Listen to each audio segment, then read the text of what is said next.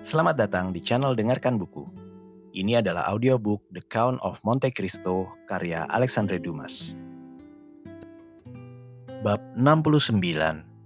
Penyelidikan. Monsieur de Villefort menepati janjinya pada Madame Danglars. Ia berusaha mencari tahu bagaimana Count of Monte Cristo mengetahui sejarah rumah di Athil. Hari itu juga, ia mengirim surat kepada Monsieur de Beauville, yang dulu inspektur penjara, kini menjabat posisi tinggi di kepolisian, meminta informasi yang dibutuhkan. Sang pejabat memohon waktu 2 hari untuk menyelidiki siapa yang paling mungkin memberikan keterangan lengkap. Di akhir hari kedua, Villefort menerima catatan berikut. Orang yang menyebut dirinya Count of Monte Cristo adalah kenalan dekat Lord Wilmore, seorang asing kaya yang kadang terlihat di Paris dan kini sedang berada di sana. Ia juga dikenal oleh Abbé Busoni, seorang imam Sisilia yang sangat dihormati di timur, tempat ia banyak berbuat kebaikan. Villefort segera memerintahkan penyelidikan ketat terhadap kedua orang tersebut. Perintahnya dilaksanakan, dan keesokan malam ia menerima rincian berikut. Tentang Abbé Busoni, ia hanya tinggal sebulan di Paris, menempati rumah kecil berlantai 2 di belakang gereja Saint-Sulpice, 2 kamar per lantai, dan ia satu-satunya penghuni. 2 kamar di bawah terdiri dari ruang makan, meja, kursi, dan bufet dari kayu walnut, dan ruang tamu berpanel kayu tanpa hiasan, karpet, atau jam dinding. Jelas sang abe hanya menggunakan barang-barang yang benar-benar diperlukan. Ia lebih suka ruang duduk di lantai atas, lebih mirip perpustakaan, penuh buku teologi dan gulungan perkamen, tempat ia bisa tenggelam berbulan-bulan menurut pelayannya. Pelayan itu mengamati pengunjung lewat semacam jendela kecil. Jika wajah mereka asing atau tak disukainya, ia akan menjawab, "Abe sedang tidak di Paris." Jawaban yang cukup memuaskan kebanyakan orang, karena sang abe memang dikenal sebagai pelancong ulung. Bahkan saat tidak di rumah, ia selalu meninggalkan sesuatu untuk dibagikan, yang didistribusikan pelayannya lewat jendela kecil itu. Kamar di sebelah perpustakaan adalah kamar tidurnya, tempat tidur tanpa kelambu, 4 kursi berlengan, sofa berlapis bludru kuning Utrecht, dan sebuah pridiu. Itulah seluruh perabotannya. Tentang Lord Wilmore, ia tinggal di Rue Fontaine Saint-Georges, salah satu turis Inggris yang menghabiskan kekayaan besar untuk bepergian. Ia menyewa apartemen berperabot, hanya menghabiskan beberapa jam sehari di sana dan jarang tidur di situ. Salah satu kebiasaannya, tak pernah berbicara bahasa Prancis, meski menulisnya dengan sangat lancar. Sehari setelah informasi penting ini diterima jaksa kerajaan, seorang pria turun dari kereta di sudut Rue Férou, lalu mengetuk pintu berwarna hijau zaitun dan bertanya apakah Abbé Busoni ada di dalam. "Tidak, ia pergi sejak pagi," jawab sang pelayan. "Aku tak akan selalu puas dengan jawaban itu," balas sang pengunjung. "Karena aku datang dari pihak yang wajib diterima semua orang. Tapi tolong sampaikan pada Abbé Busoni." "Aku sudah bilang ia tidak di rumah," ulang sang pelayan. "Kalau begitu, berikan kartu ini dan surat tertutup ini saat ia pulang. Apakah ia akan di rumah pukul 8 malam ini?" "Hampir pasti, kecuali ia sedang bekerja, yang sama saja dengan tidak ada." "Aku akan kembali jam itu," kata sang pengunjung, lalu pergi. Tepat waktu yang ditentukan, pria yang sama kembali dengan kereta yang sama. Kali ini berhenti tepat di depan pintu hijau itu. Ia mengetuk dan pintu langsung terbuka. Dari sikap hormat sang pelayan, jelas suratnya telah memberi kesan baik. "Apakah sang abe di rumah?" tanyanya. "Ya, ia sedang bekerja di perpustakaannya. Tapi menantimu, Tuan," jawab sang pelayan. Sang orang asing menaiki tangga kasar dan di depan meja yang diterangi lampu berkap besar, yang memusatkan cahaya pada meja sementara ruang lain menjadi gelap, ia melihat sang abe mengenakan jubah biarawan dengan tudung kepala ala cendekiawan abad pertengahan. "Bolehkah aku bertanya, apakah saya berhadapan dengan Abe Busoni?" tanya sang pengunjung. "Ya tuan," jawab sang abe. "Dan Anda adalah utusan Monsieur de Beauville, mantan inspektur penjara yang dikirim oleh prefek kepolisian?" "Tepat sekali. Salah satu agen yang ditugaskan menjaga keamanan Paris?" "Ya tuan," jawab sang asing dengan sedikit ragu dan memerah. Sang abe membetulkan kacamata besar yang menutupi wajahnya hingga pelipisnya, lalu duduk dan mengisyaratkan tamunya duduk juga. "Aku siap melayani tuan," katanya dengan aksen Italia yang kental.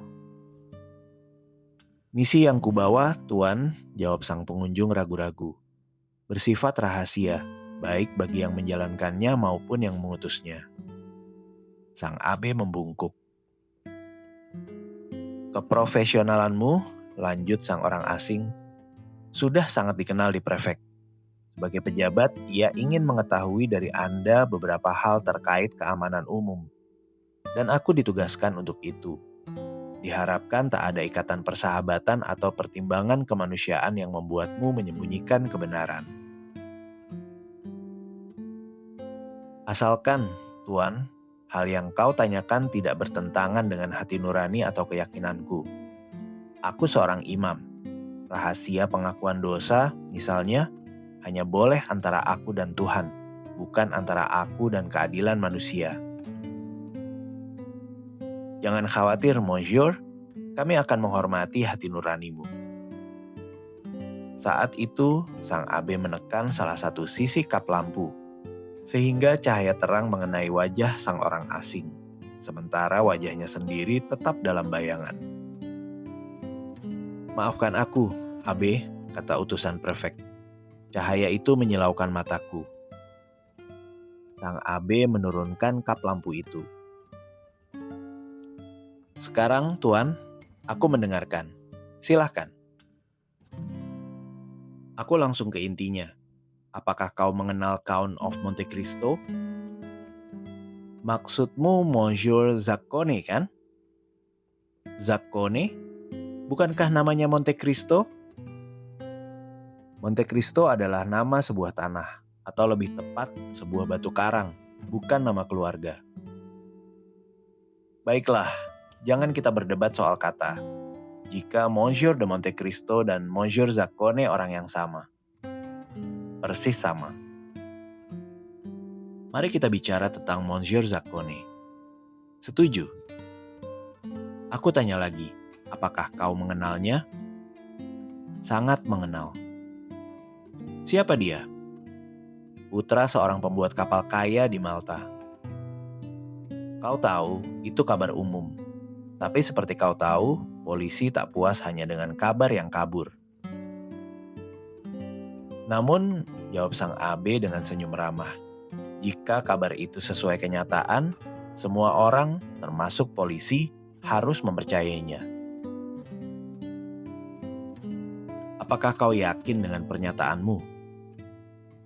"Apa maksud pertanyaanmu?" "Kumohon tuan, aku sama sekali tak meragukan kejujuranmu. Aku hanya ingin tahu, apakah kau benar-benar yakin?" "Aku mengenal ayahnya, Monsieur Zaccone." "Benarkah?" "Dan sewaktu kecil aku sering bermain dengannya di gudang kayu." "Lalu dari mana ia mendapat gelar Count?" "Kau tahu, gelar itu bisa dibeli." "Di Italia?" "Di mana saja." "Dan kekayaannya yang luar biasa, dari mana asalnya?" "Mungkin tak sebesar yang dikira." "Menurutmu, berapa kekayaannya?" "Antara 150.000 hingga 200.000 livres per tahun."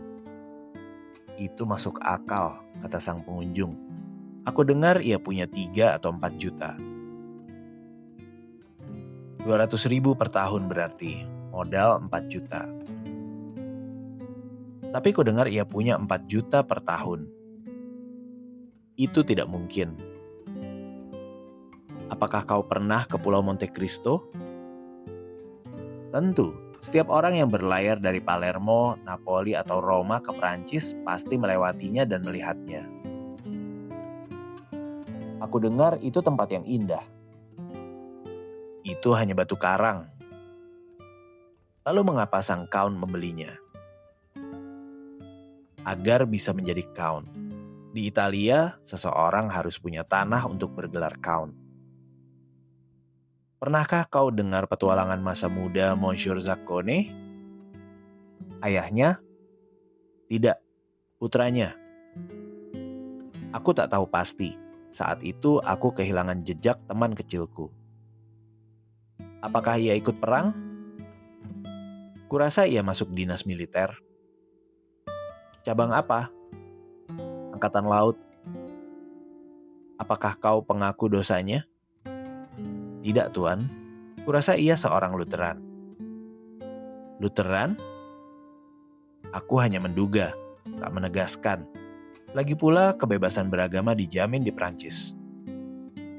Tentu, kami tak menyelidiki keyakinannya, tapi tindakannya. Atas nama prefek kepolisian, aku minta kau ceritakan apa yang kau tahu tentang dia. Ia dikenal sangat dermawan. Paus sendiri menganugerahinya gelar Ksatria Kristus atas jasanya pada umat Kristen di Timur. Ia punya 5 atau 6 cincin sebagai tanda terima kasih dari para penguasa Timur. Apakah ia memakainya? Tidak, tapi ia bangga memilikinya. Ia lebih suka penghargaan bagi para dermawan daripada bagi para perusak. Jadi ia seorang Quaker. Persis, kecuali soal pakaian khasnya. Apakah ia punya teman? Semua yang mengenalnya adalah temannya. Musuh? Hanya satu. Siapa namanya? Lord Wilmore. Di mana dia sekarang? Saat ini di Paris. Bisakah ia memberiku keterangan? Penting sekali. Ia pernah di India bersama Zaccone. Apakah kau tahu alamatnya? Di suatu tempat di Chaussée d'Antin, tapi aku tak tahu jalan atau nomornya. Apakah kau bermusuhan dengan orang Inggris itu? Aku mencintai Zaccone, dan ia membenci Wilmore. Jadi kami bukan teman. Menurutmu, apakah Count of Monte Cristo pernah ke Perancis sebelum kunjungan ke Paris ini? Untuk itu aku bisa jawab pasti, tidak. 6 bulan lalu, ia memintaku memberikan keterangan yang dibutuhkannya. Dan karena aku tak tahu kapan lagi ke Paris, aku merekomendasikan Monsieur Cavalcanti padanya. Andrea? Tidak, Bartolomeo, ayahnya. Sekarang Tuan, aku punya satu pertanyaan terakhir. Aku mohon, atas nama kehormatan kemanusiaan dan agama, jawablah dengan jujur. Apa itu, Tuan? Apakah kau tahu dengan maksud apa Monsieur de Monte Cristo membeli rumah di Auteuil? Tentu, ia sendiri memberitahuku. Apa maksudnya, Tuan? Untuk dijadikan rumah sakit jiwa, seperti yang didirikan Count of Pisani di Palermo. Pernah dengar lembaga itu? Aku pernah dengar. Itu amal yang luar biasa. Setelah berkata demikian, sang abe membungkuk, isyarat halus bahwa ia ingin kembali belajar. Sang pengunjung paham isyarat itu, atau memang tak punya pertanyaan lagi. Ia bangkit dan sang abe mengantarnya ke pintu. Kau dikenal sangat dermawan, kata sang pengunjung. Dan meski katanya kau kaya, aku berani menawarkan sumbangan untuk orang miskinmu.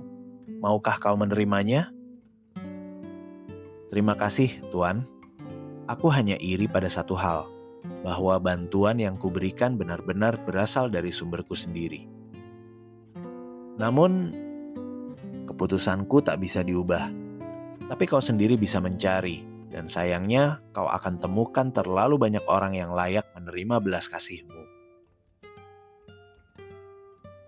Sang abe membungkuk sekali lagi saat membuka pintu. Sang orang asing membungkuk balik, lalu pergi, dan keretanya langsung menuju rumah Monsieur de Villefort. 1 jam kemudian, kereta itu diperintahkan lagi. Kali ini ke Rue Fontaine Saint-Georges, nomor 5, tempat Lord Wilmore tinggal. Sang pengunjung telah menulis surat meminta pertemuan yang ditetapkan Lord Wilmore pukul 10 malam. Karena sang utusan datang 10 menit lebih awal, ia diberitahu bahwa Lord Wilmore yang dikenal sangat tepat waktu belum pulang, tapi pasti tiba tepat pukul 10. Ia pun dipersilahkan masuk ke ruang tamu, yang seperti semua ruang tamu berperabot sewaan, perapian dengan 2 vase Sevres modern, jam dinding bergambar Cupid dengan busur terentang, cermin diapit 2 ukiran, satu menggambarkan Homer dipandu buta, satunya Belisarius mengemis. Dinding berlapis kertas abu-abu dan taplak merah hitam. Ruangan diterangi lampu berkap kaca buram yang memberi cahaya redup, seolah mempertimbangkan mata lemah sang utusan. Setelah menunggu 10 menit, jam berdentang 10 kali. Di dentang kelima, pintu terbuka dan Lord Wilmore muncul. Ia agak lebih tinggi dari rata-rata, berjenggot kemerahan tipis, kulit terang, rambut pirang yang mulai memutih. Ia berpakaian khas Inggris, jas biru dengan kancing emas dan kerah tinggi ala 1811. Rompi putih dari kain kersemer dan celana nankin 3 inci terlalu pendek, tapi diikat tali agar tak naik ke lutut. Kalimat pertamanya, "Kau tahu tuan, aku tak berbicara bahasa Perancis." "Aku tahu kau tak suka berbicara dalam bahasa kami," jawab sang utusan. "Tapi kau boleh menggunakannya," balas Wilmore. "Aku mengerti." "Dan aku," jawab sang pengunjung sambil beralih bahasa. "Cukup paham bahasa Inggris untuk berbincang. Jangan repot-repot." "Oh," kata Lord Wilmore dengan logat khas Inggris. Sang utusan menyerahkan surat pengantarnya, yang dibaca orang Inggris itu dengan ketenangan khas, lalu berkata, "Aku mengerti. Sempurna." Lalu dimulailah pertanyaan, mirip yang diajukan pada Abe Busoni. Tapi karena Lord Wilmore sebagai musuh sang Count lebih bebas menjawab, keterangannya jauh lebih banyak. Ia menggambarkan masa muda Monte Cristo. Pada usia 10 tahun, ia masuk dinas salah satu penguasa kecil di India yang berperang melawan Inggris. Di sanalah Wilmore pertama kali bertemu dan bertempur melawannya. Dalam perang itu, Zaccone ditangkap, dikirim ke Inggris, lalu dipenjara di kapal tahanan. Dari mana ia kabur dengan berenang, lalu dimulailah petualangannya. Duel, kelakuan aneh, hingga ia ikut dalam pemberontakan Yunani. Di sana ia menemukan tambang perak di pegunungan Thesali, tapi merahasiakannya. Setelah perang Navarino, saat pemerintah Yunani stabil, ia meminta izin penambangan dari Raja Otto, dan dikabulkan. Dari sanalah kekayaannya berasal, menurut Lord Wilmore. Mungkin mencapai 1 atau 2 juta per tahun. Kekayaan rapuh, yang bisa lenyap kapan saja jika tambangnya gagal. "Tapi," tanya sang pengunjung, "apakah kau tahu mengapa ia datang ke Prancis?" "Ia berspekulasi di jalur kereta api," jawab Lord Wilmore. "Dan sebagai ahli kimia dan fisika, ia menemukan sistem telegraf baru yang ingin disempurnakannya." "Berapa pengeluarannya per tahun?" "Tak lebih dari 5 atau 600 ribu frank," kata Lord Wilmore. Ia pelit. Jelas kebencian menginspirasi orang Inggris ini. Karena tak punya celah lain, ia menuduh sang Count kikir. "Apakah kau tahu rumahnya di Atil?" "Tentu." "Apa yang kau tahu tentang itu?" "Kau ingin tahu mengapa ia membelinya?" "Ya." Sang Count adalah spekulan yang pasti bangkrut karena eksperimennya. Ia menduga di sekitar rumah itu ada mata air mineral seperti di Banieres, Luchon, atau Cauterets. Ia akan mengubah rumahnya jadi Badaus, sebuah sebutan Jerman. Ia sudah menggali seluruh taman, 2 atau 3 kali mencari mata air itu. Dan karena gagal, ia akan segera membeli semua rumah di sekitarnya. Nah, karena aku membencinya dan berharap jalur keretanya, telegraf listriknya, atau pencarian pemandiannya membuatnya bangkrut, aku menunggu kejatuhannya, yang pasti segera terjadi. Apa penyebab permusuhan kalian? Saat di Inggris, ia merayu istri salah satu sahabatku. Mengapa kau tak balas dendam? Aku sudah bertarung 3 kali dengannya, kata sang orang Inggris. Pertama dengan pistol, kedua dengan pedang, ketiga dengan sabre. Apa hasilnya? Pertama, ia mematahkan lenganku. Kedua, melukai dadaku. Ketiga, membuat luka besar ini. Orang Inggris itu menurunkan kerah bajunya, memperlihatkan bekas luka merah yang jelas masih baru. Jadi kau lihat, kami punya dendam mematikan. Tapi, kata sang utusan, kau tak menggunakan cara yang tepat untuk membunuhnya, jika maksudku benar. Oh, kata sang Inggris, aku berlatih menembak setiap hari, dan setiap 2 hari sekali, Grizier datang ke rumahku. Itu semua yang ingin diketahui sang pengunjung, atau lebih tepat, semua yang tampaknya diketahui sang orang Inggris. Sang agen bangkit, membungkuk pada Lord Wilmore yang membalas dengan kekakuan khas Inggris, lalu pergi. Begitu pintu tertutup, Lord Wilmore kembali ke kamarnya. Dengan satu tangan ia melepas rambut pirang palsunya, jenggot kemerahan, rahang palsu, dan lukanya. Lalu muncul kembali dengan rambut hitam, kulit gelap, dan gigi mutiara sang Count of Monte Cristo. Bukan prefek yang kembali ke rumah Villefort, tapi Monsieur de Villefort sendiri. Sang jaksa merasa lebih tenang, meski tak mendapat informasi yang benar-benar memuaskan. Dan untuk pertama kalinya sejak jamuan makan malam di Atil, ia tidur nyenyak.